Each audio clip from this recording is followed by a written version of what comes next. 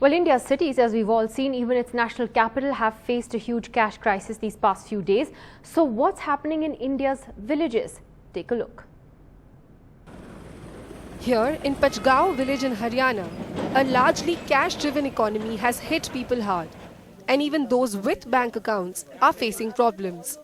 Cash में ही सारा काम हो रहा है, तो मैंने बैंक अकाउंट नहीं खुलवाया अपना।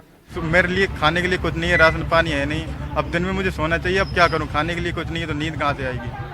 The Sarpanch tells us that there are approximately 35,000 people who live in this village. This village has only 4 banks and 4 ATMs.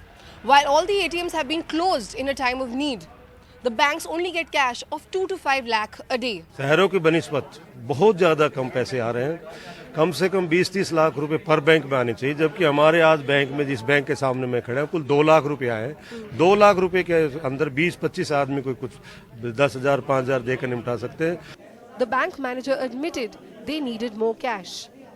कल 5 लाख रुपए आया था, आज 2 लाख रुपए आया है और दे रहे हैं लोगों को। फिर भी अगर एक बैंक सिर्फ 50 लोगों को देखेगा और 4 ही बैंक है इस गांव में, तो फिर कैसे चलेगा? हाँ, उस हिसाब से करेंसी की सप्लाई थोड़ी शॉर्ट है।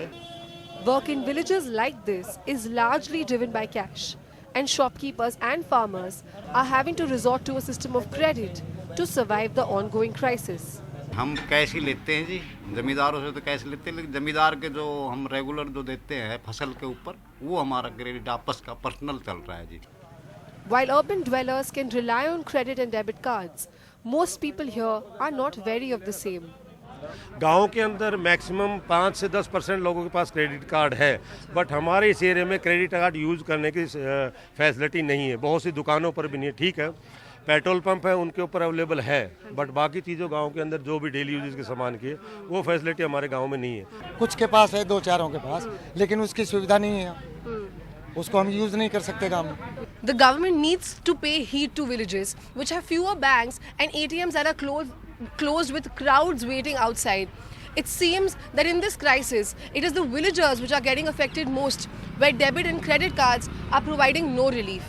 With camera person Tulsi Dharan, this is Aishwarya Sayer for NDTV.